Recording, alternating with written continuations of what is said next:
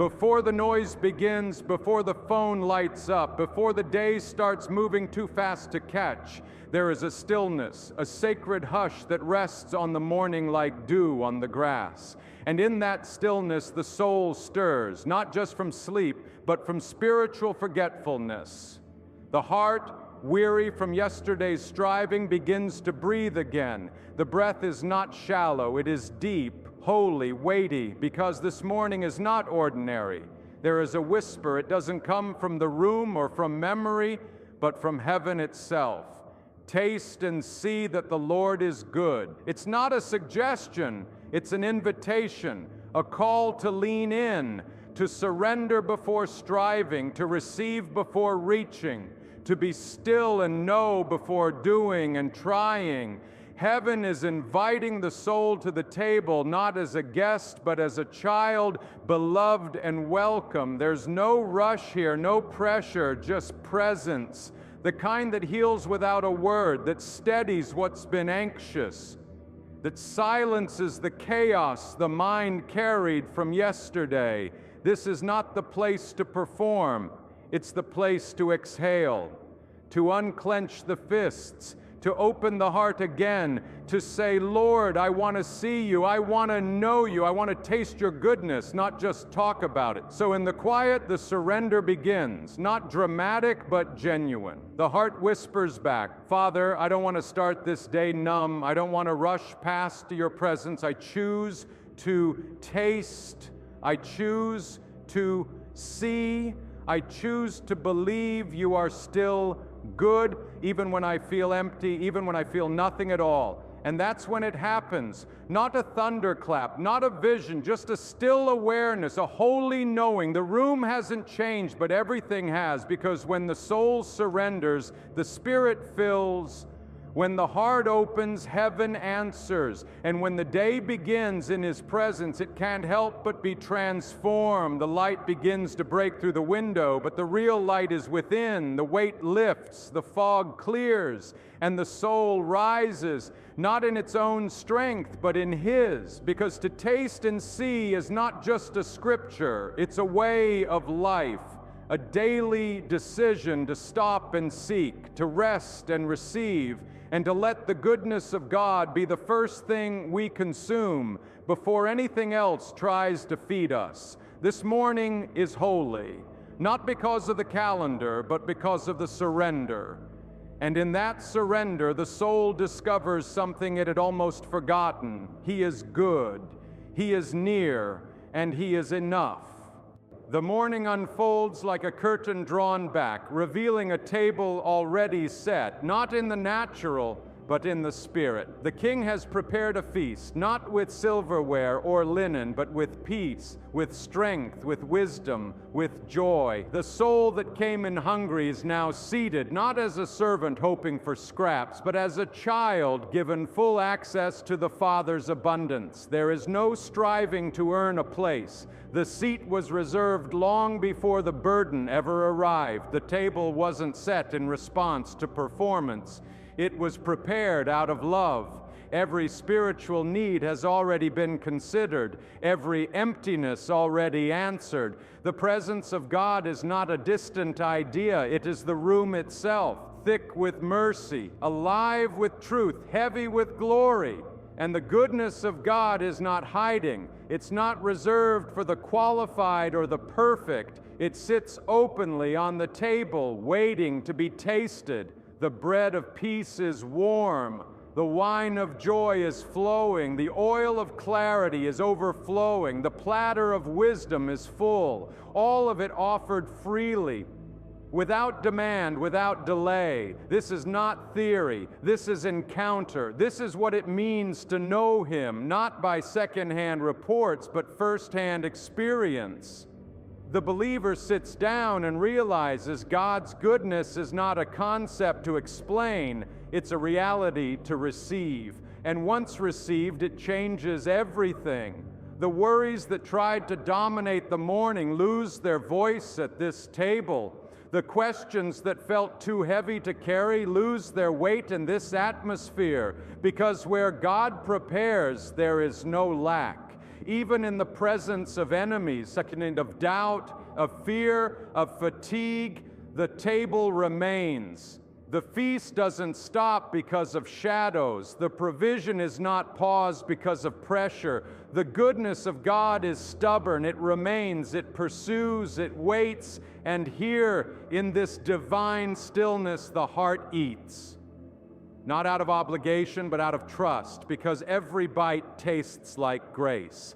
Every sip revives the weary. The believer is not just observing God's goodness, they are consuming it. They are being nourished by it. They are becoming strong in it. The table is not a metaphor. It is a moment, a place of divine exchange. The soul gives its worry and God gives his peace. The mind lays down confusion and God imparts wisdom. The spirit exhales fatigue and God breathes in strength. This morning is not rushed. It is rich, not because of what was accomplished, but because of what was received. And the heart rises from the table, not full of tasks, but full of God. His goodness is not hidden. It was here all along. There is a kind of hunger the world doesn't understand, a craving that goes deeper than flesh, louder than appetite, more persistent than pain. It's the hunger of the soul, not for food, not for success, not for applause, but for Him, for the nearness of the Lord, for the sound of His voice, the weight of His presence, the touch of His Spirit. And this hunger is not weakness, it is worship, it is alignment, it is the proof that the heart still remembers where it came from and who it was made for. The world tries to shame this kind of hunger, tells you to silence it, distract it, entertain it, but heaven honors it. Heaven draws close to the hungry. Those who seek the Lord lack no good thing. That's not a slogan, that's a guarantee. Hunger becomes the doorway to fullness. The soul that reaches finds. The spirit that knocks sees the door swing wide, and not just with answers, but with presence. There is no rebuke for being desperate for God. There is no shame in longing. Jesus never turned away the hungry. He fed 5,000 with it. He healed blind men because of it. He stopped in crowded streets to answer it, and He is still doing that now. Hunger moves Him. Hunger draws Him. Hunger pleases Him. In this morning moment, the believer feels it rising, a sacred ache, a holy yearning. It can't be satisfied by checking a box or rushing through a prayer. It demands more, not more noise, not more doing, but more of Him. The soul says, God, I don't just want you near me, I want you in me, around me, all over me. I want to crave you more than comfort, more than answers, more than anything temporary. And heaven responds. The atmosphere shifts, not with a shout, but with a whisper that carries glory.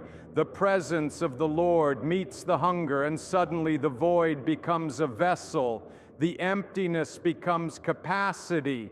The ache becomes access. This is not the kind of hunger that leaves you empty. This is the kind of hunger that positions you to receive. And in that receiving, the soul is strengthened. The mind is renewed, the heart is revived, the believer begins to understand it's not wrong to need Him, it's holy, it's not failure to crave Him, it's faith. This hunger is not a deficit, it's a divine compass pointing home. So the prayer changes. It's no longer God, take away this ache. It becomes God, deepen it, feed it, let it grow until it consumes everything that's not from you. Because a hungry soul is a dangerous thing to the enemy. It cannot be seduced. It cannot be silenced. It will not be satisfied until it has tasted the goodness of the Lord again and again. The soul is always eating. Whether we notice it or not, we are feeding something, either our faith or our fear, our peace or our panic, and what we feed grows. This morning, the choice stands before the heart like two tables. One offers worry, served cold with bitter thoughts and anxious projections. The other offers the Word, warm, alive, rich with promise, dripping with truth. The invitation is quiet but clear. Choose wisely. Choose what brings life. The flesh always reaches for the quick bite of worry.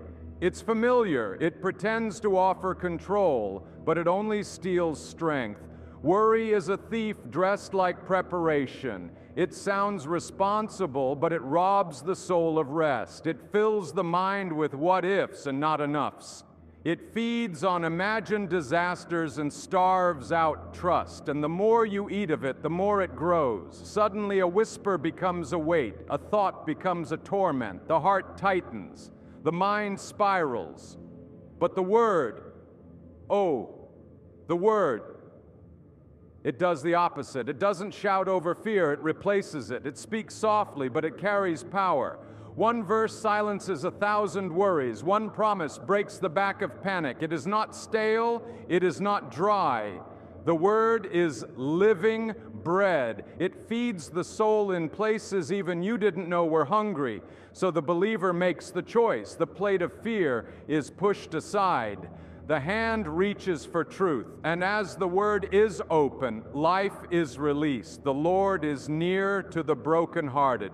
Those who seek Him lack no good thing. He delivers them out of all their troubles. It's not just ink on a page. It's manna for the moment. It nourishes what's been drained. It satisfies what the world could never reach. Slowly, the anxious breath evens. The clenched heart softens, and the spirit begins to rise, because feeding on the Word doesn't just calm emotions. It strengthens identity. It reminds the soul of what's true, not just what's visible. It tells you who your God is and who you are in Him. This is how faith grows, not through hype, not through emotion, but through a steady diet of divine truth. Through choosing Scripture when the mind wants speculation, through choosing worship when the flesh wants worry, through feeding the Spirit even when the appetite is weak. And what you feed grows. The soul learns that worry may knock, but it doesn't have to be served. The Word is always available, always enough, always good. So the believer keeps coming back. Every morning, every time fear speaks, every time the unknown rises, the Word becomes the daily bread, not the last resort, but the first choice. And as the Word is fed, faith is formed, not shallow, not shaky, but rooted, alive, steady, strong. The winds rise without warning, the sky darkens without notice. Life storms don't always send signals. They simply arrive loud and relentless. One moment peace, the next pressure, one moment clarity, the next confusion. But in the midst of it all, there is a place untouched by the shaking, a place where the righteous run, not to escape reality, but to be anchored in something stronger than it. The refuge of the Lord is not an idea. It is a shield. It is a shelter. It is a name that becomes a fortress. Taste and see that the Lord is good. Blessed is the one who takes refuge in Him. The words are no longer a verse. They are a hiding place. The believer feels the tension rise. The unknown grows louder. But instead of reaching for control, they reach for Him. And the moment the heart turns, the storm loses its grip. Not because the winds stop, but because the soul is no longer exposed. It is hidden, safe in His shadow. God doesn't promise we won't feel the storm, but he does promise we won't be consumed by it. His refuge is not fragile. His presence does not flicker under pressure. It stands when everything else is shaking. It holds when everything else is shifting. When the floodwaters rise, the refuge of the Lord rises higher. When the fire blazes, his presence becomes the fourth man in the flame. In that secret place, fear can't follow. Panic loses permission. The voice of the enemy is drowned by the whisper of the Spirit. I am with you. I am for you. I will never leave you. And somehow in the chaos, the believer finds calm, not from logic, not from circumstances, but from presence. There is no safer place than under his wing, no greater protection than his name, no higher wall than his word. The believer wraps themselves in truth, not the truth of what they feel, but the truth of who he is. Deliverer, defender, refuge, rock. And in that truth they rest. Even as the storm continues outside, peace takes its seat inside. This is what blessing looks like. Not always the absence of battle, but the presence of refuge.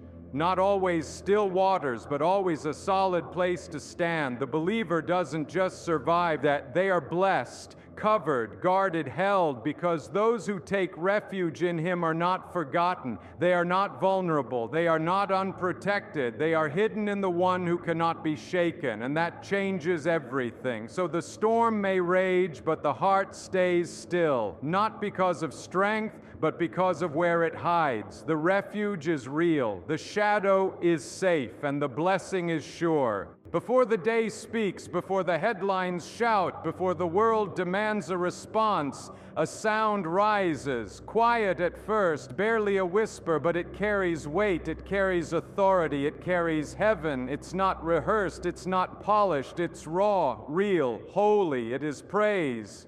Not because everything feels right, but because God is still good. In that sacred morning space, the believer lifts their voice, not to impress, not to perform, but to declare you are worthy. No music, no band, just breath and heart and truth. And in that moment, something shifts. Not outside first, inside. The fog begins to lift. The heaviness begins to break. The silence is pierced with a hallelujah. Praise becomes a weapon, and joy becomes a strategy. The atmosphere does not argue. Darkness knows it cannot stay where praise abides. The room that felt tense is now tender. The weight that felt suffocating is now lifting. The walls that felt cold are warming. Not because of feelings, but because worship has entered the room, and worship always makes room for Him. This is not about hype. This is about presence, the kind that invades when hearts bow low and voices rise high. Praise is not a reaction to perfection. It is a response to His goodness. And in the lifting of hands, the shifting begins. The enemy loses footing. Worry loses breath. Heaven draws near. The believer doesn't praise to escape reality. They praise to invite a greater reality. God enthrones Himself on the praises of His people, and where He is enthroned, no fear can rule. Where He is lifted, no anxiety can settle. Where He is adored, no depression can stay untouched. The soul starts to remember joy is not a feeling that comes after breakthrough. It is the posture that creates one. So the song rises. Louder now, clearer, the soul sings, not because life is easy, but because God is faithful. I will bless the Lord at all times. His praise shall continually be in my mouth. That declaration is not theory anymore. It's oxygen. It's fire, it's movement. Every word builds an altar. Every note welcomes the King. And as the praise goes up, the pressure comes down. Not erased, but replaced. Fear is no longer the first voice in the room. Joy is, trust is, gratitude is. The believer doesn't just feel peace, they carry it. The atmosphere is no longer dictated by circumstances, but by worship, because praise is not a warm-up. It's a weapon. It is not optional. It's vital. And in the act of lifting up his name, the believer begins to taste the goodness of God again. Not in theory, not in memory, but in real time. The room hasn't changed, but the atmosphere has. And with it, the day will too. It lingers quietly, hidden beneath layers of routine and smiles, bitterness, not loud, not obvious, but present, the residue of unanswered questions, delayed promises, silent seasons. It builds slowly over time like dust in a room where the windows stay closed. It attaches itself to memories, to disappointments, to wounds still sore. But this morning something different begins to rise. Not bitterness, but gratitude. And where gratitude rises, bitterness begins to break. The believer sits in the quiet, the soul still heavy from yesterday's weight, but instead of replaying what went wrong, the heart shifts. Slowly, deliberately, it begins to remember not the pain, the deliverance, not the wound, the healing that followed, not the delay, the door that opened in its own divine time. And in the remembering, thanksgiving begins to stir. Thank you, Lord, for the times you carried me when I didn't know I was being held, for the doors you closed that I cried over, not knowing what you were protecting me from, for the silence that wasn't abandonment but preparation, for every no that made room for a better yes. And something sacred happens. The grip of bitterness loosens. The lie that God was distant begins to unravel. The pain that once defined the memory begins to dissolve in the presence of truth. Thanksgiving becomes like oil, thick, healing, holy. It doesn't erase the past, but it changes its power. What once poisoned now pours out as testimony. The believer begins to speak it aloud, not to others, but to heaven. I remember, Lord, I see your hand now. I recognize your mercy in what I once called a mistake. And as the declarations grow, the shadows shrink. The heart softens, the tears come, not from grief, but from gratitude, because now the pain has purpose, now the wound has a witness, now the memory has been redeemed. Bitterness cannot grow where thanksgiving is sown. They cannot coexist. One must bow. And today, bitterness bows. It breaks under the weight of remembered goodness. It shatters at the sound of grateful praise. The believer rises, lighter, freer, healed in ways they didn't know they still needed. Gratitude didn't just shift the moment, it healed something old, it cleared something blocked, it restored something broken. This is the power of a thankful heart. It's not naive, it's not blind, it sees clearly. But through the lens of God's faithfulness, gratitude doesn't deny the pain. It just refuses to let the pain speak louder than the promise. And in that holy exchange, the believer tastes again the goodness of God, not just in the blessing, but in the breaking, not just in the celebration, but in the remembering. Gratitude became the balm, and healing came rushing in. It came without warning. A memory buried beneath years of prayer and distraction rose to the surface like a sudden wave. The believer froze, breath shallow, heart racing. It wasn't just a thought, it was a wound, a shadow, a moment once survived but never healed.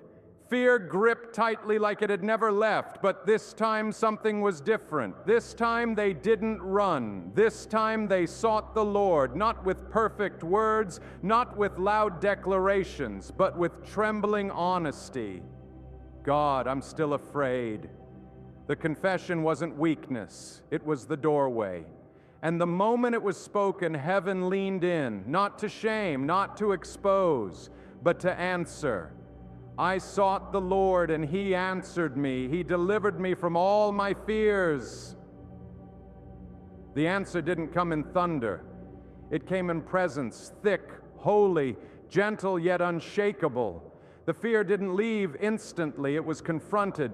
Like light breaking into a locked room, his spirit stepped into that memory, not to erase it, but to redeem it. What once felt like a prison became the place of deliverance. Tears came not out of panic, but out of release. Years of holding it in, years of suppressing it under strength and busyness. Now it broke like a dam.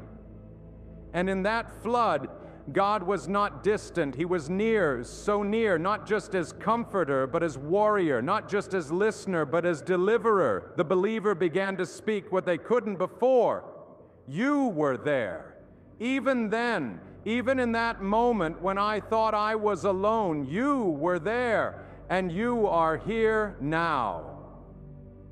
And that confession became a turning point. The fear that once dominated became dethroned, not because the past changed, but because the presence of God redefined it. This is deliverance, not always loud, not always dramatic. Sometimes it's quiet, internal, sacred. It's when the soul that's been running for years finally stops and lets God into the place it fears the most. And when He comes, fear has no choice but to go. The believer stands different now, not untouched by life, but untouched by fear, not because nothing threatens, but because fear no longer rules.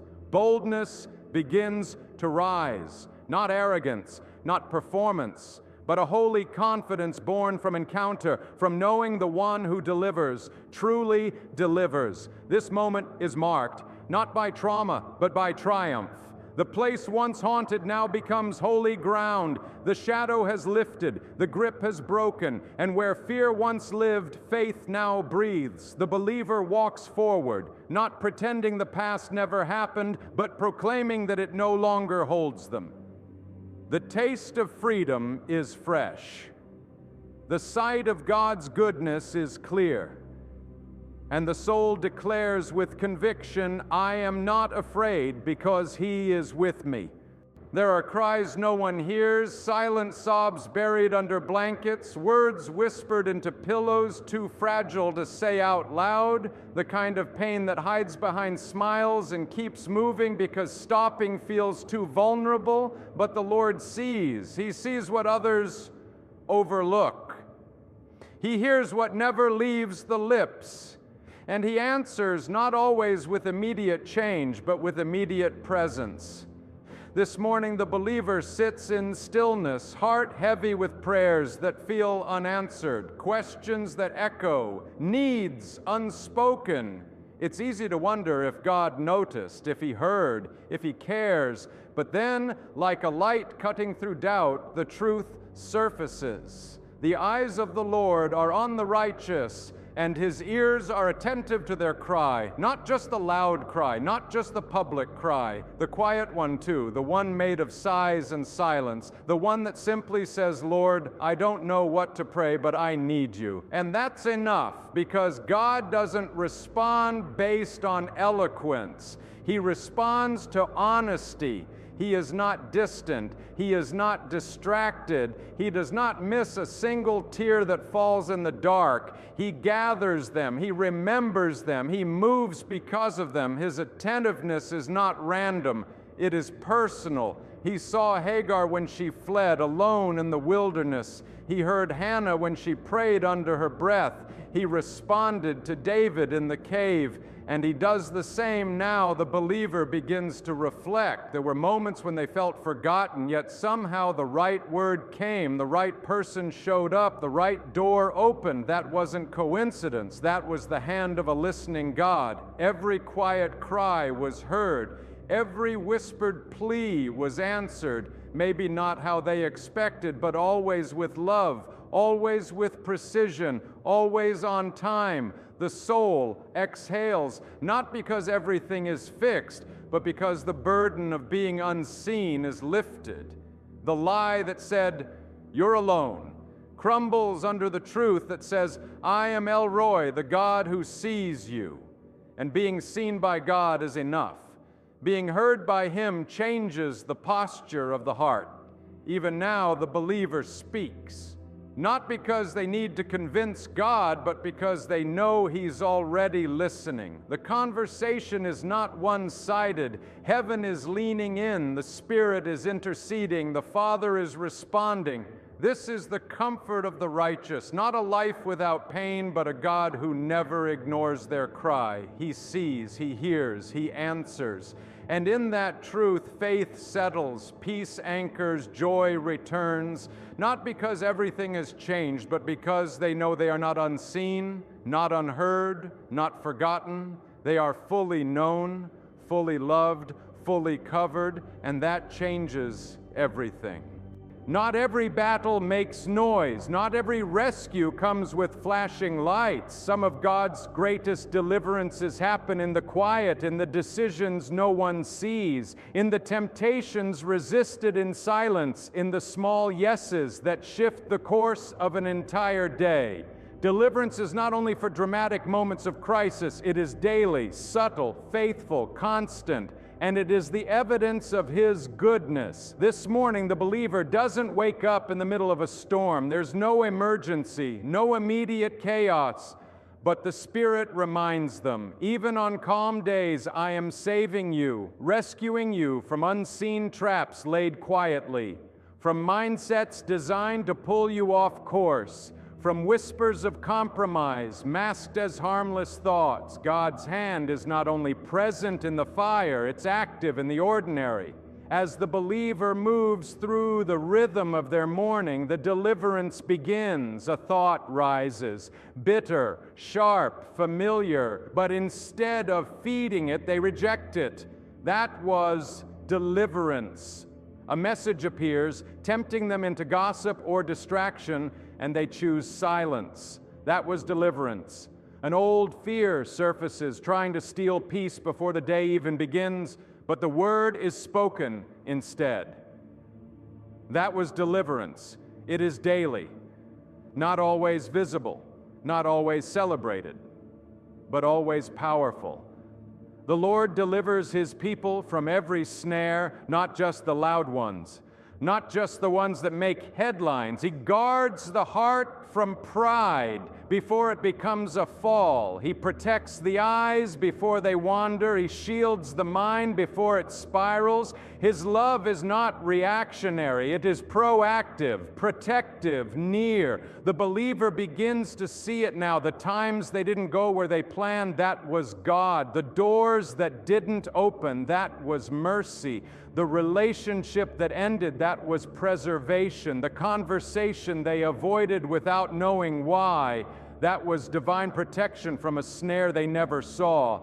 God is not only Savior when the world crashes down, He is deliverer in traffic, in meetings, in mundane moments. He is speaking when we're not listening, shielding when we're unaware, preserving when we feel fine.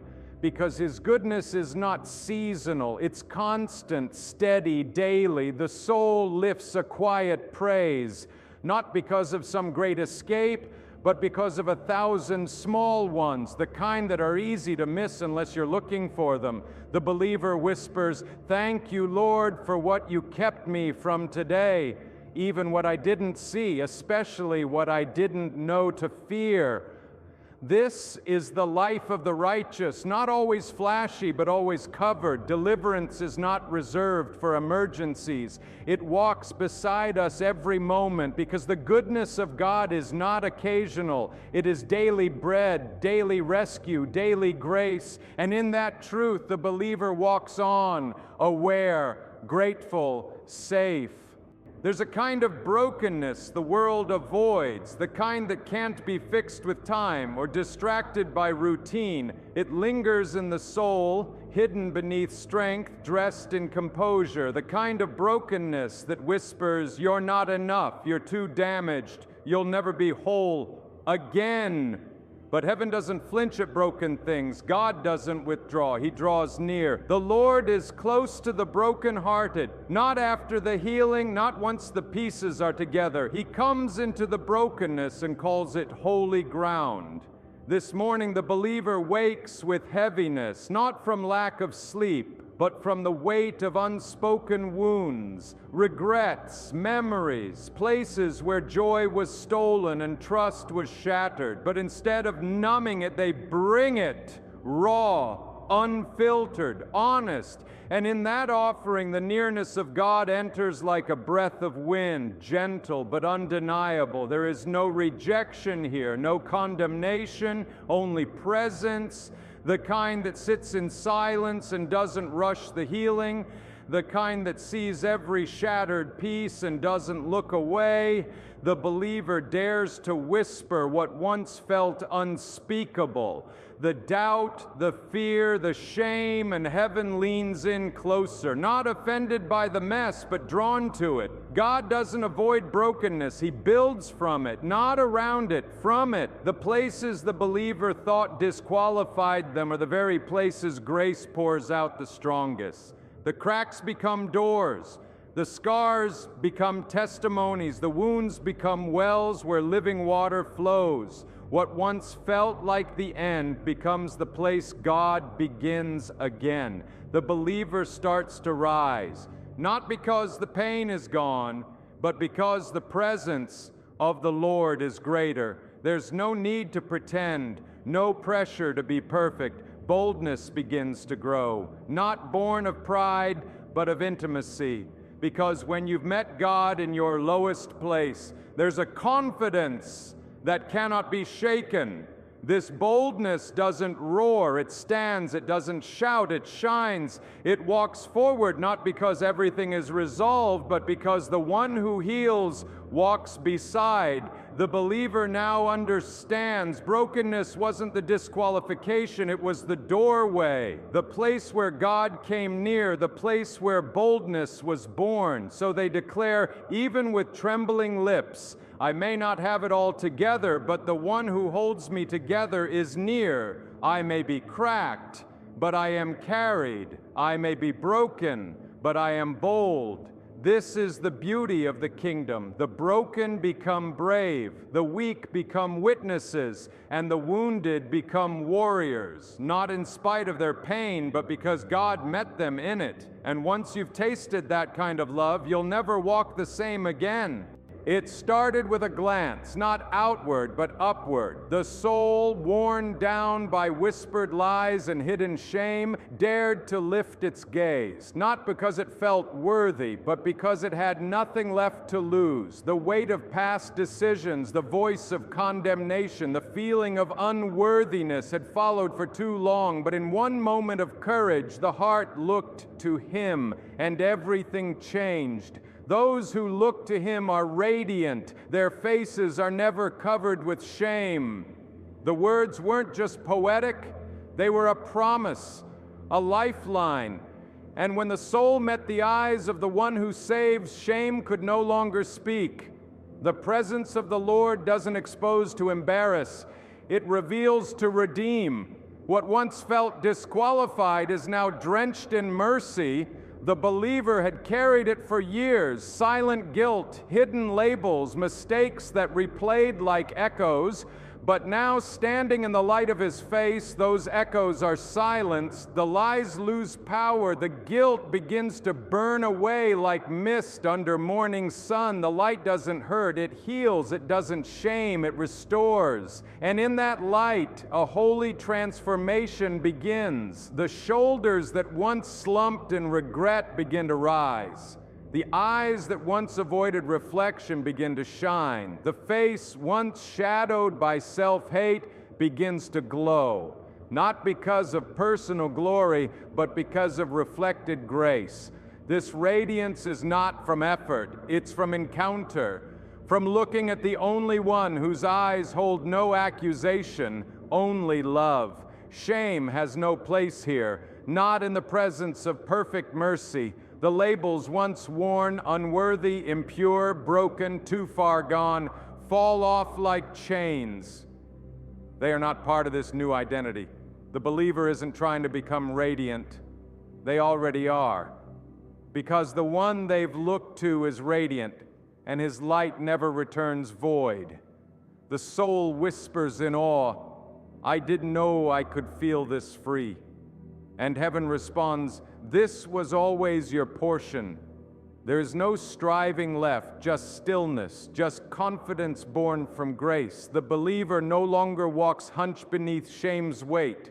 They walk tall, not in pride, but in identity. They know who they are, whose they are, and what they carry. Radiance becomes more than a feeling. It becomes evidence, evidence that grace works, that mercy covers, that shame lies. The believer's life begins to reflect what their face now shows. I've seen the Lord and I am not who I used to be. This light cannot be faked, it cannot be hidden. It is the result of divine love, and it is stronger than shame forever. Goodness doesn't always arrive with thunder. Sometimes it shows up in the mundane, in the morning light spilling through the window, in the quiet stillness before the noise begins, in the unexpected peace that settles in the middle of an ordinary Tuesday. The believer didn't chase it. They didn't earn it. They didn't strive for it, yet it finds them, because that's how the goodness of God moves, not as a reward, but as a pursuit. This morning isn't marked by miracles, not visibly. There are no answered prayers waiting on the doorstep, no prophetic word echoing in the hallway. Just life, simple, slow, quiet, and yet something is different. There's a warmth in the soul, a whisper that says, I'm here, I see you, I'm for you. The believer exhales. They weren't expecting anything special, but goodness came anyway. It came through the smile of a child, through the aroma of coffee that felt like comfort, through the kindness of a stranger who held the door.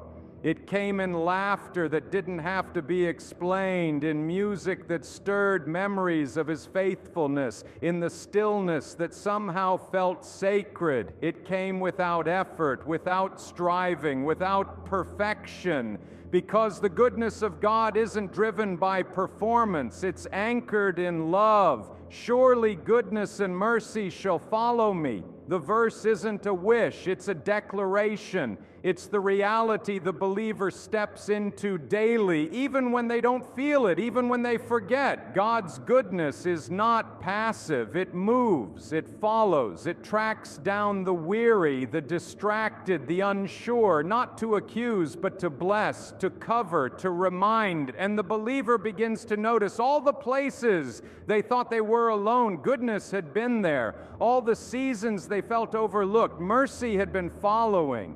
Even in the detours, even in the valleys, even in the waiting rooms of life, divine favor was walking behind them, refusing to let them fall unnoticed. Tears come, not from pain, but from the realization that God never stopped coming, even when the believers stopped praying, even when they stopped believing, even when they let weariness speak louder than worship. His goodness kept pursuing, His mercy kept covering, His faithfulness never got tired. This isn't just about provision, it's about presence, the kind that surprises you when you least expect it, that catches you off guard in the middle of the ordinary and reminds you you are loved, you are seen, you are still chosen. The believer smiles now, not because everything is perfect, but because they know they're not being followed by fear. They're being followed by favor. And even on the quiet days, the simple days, the in-between days, His goodness is near. It's not earned, it's not chased, it's given, and it never stops coming.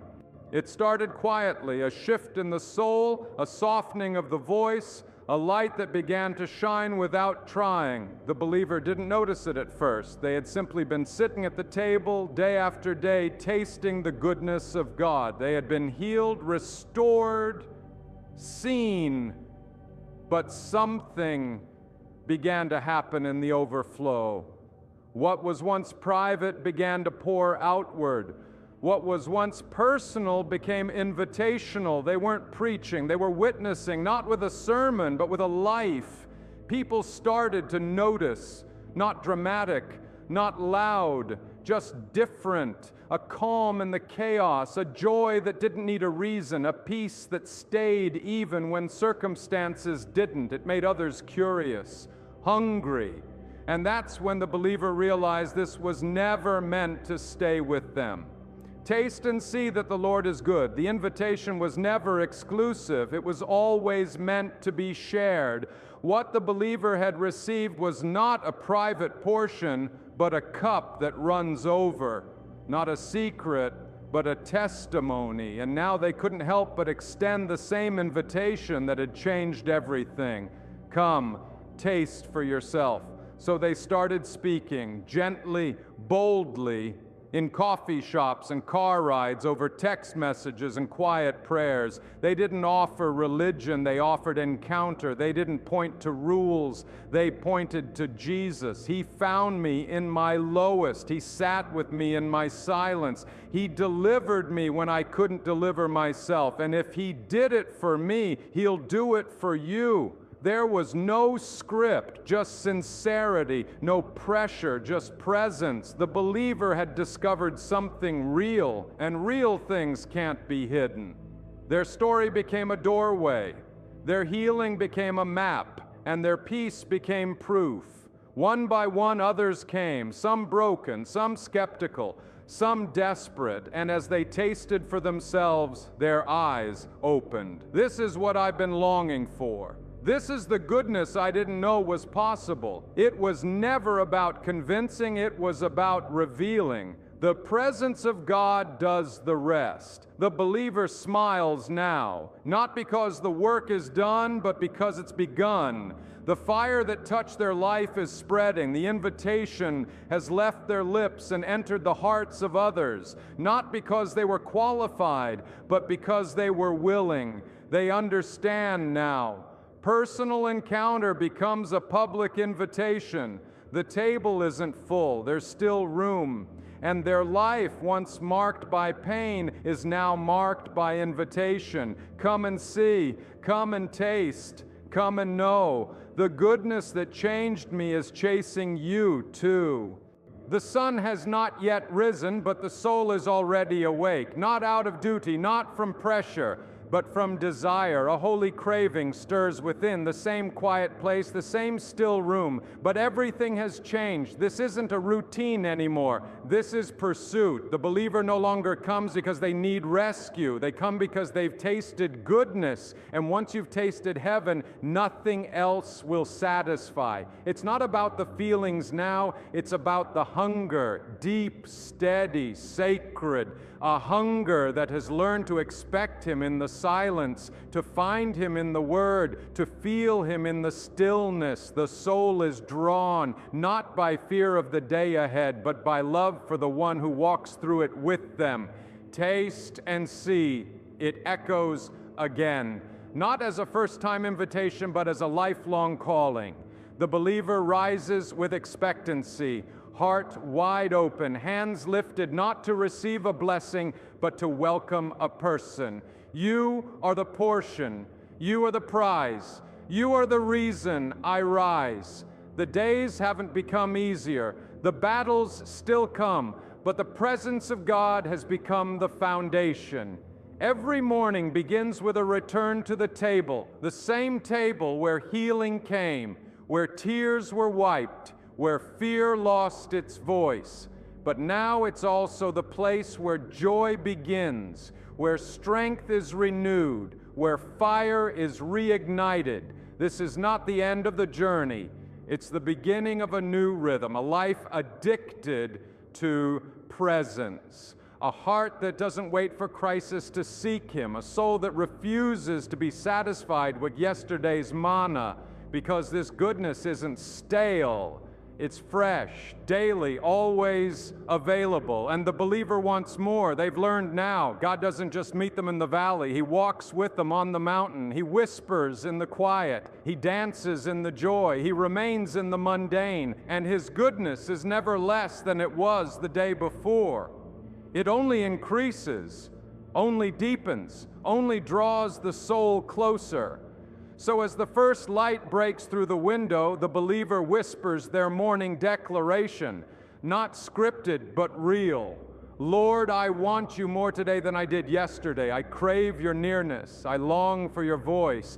I need your word. I love your presence. And heaven responds, not with thunder, but with the steady weight of glory. The room fills again. The heart opens wider. The spirit settles deeper. The pursuit continues, not because God is distant, but because he is worth chasing. This is what it means to live a life that craves his goodness, not once, not occasionally, but every morning. And in that craving, in that daily hunger, the soul is forever satisfied and forever wanting more.